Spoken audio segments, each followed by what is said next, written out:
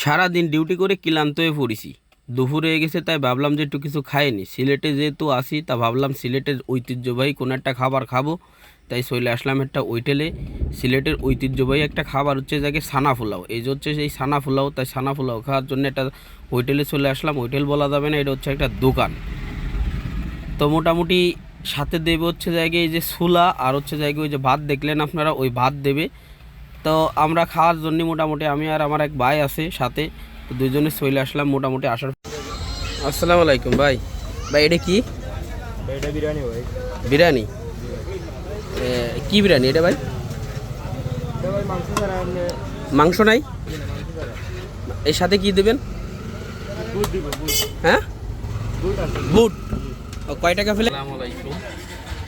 সিলেটের ঐতিহ্যবাহী একটা খাবার, এটা হচ্ছে কি পোলাও ভাত, আর এটা হচ্ছে ছোলা বুট আর কি, ছোলার বুট।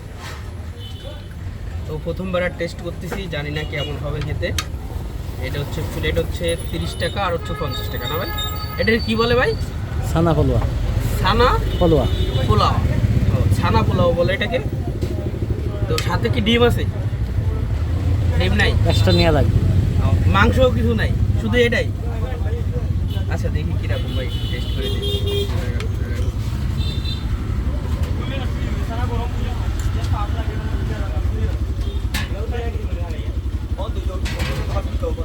মোটামুটি 30 টাকার ভিতরে বেস্ট একটা খাবার আমার মনে হচ্ছে।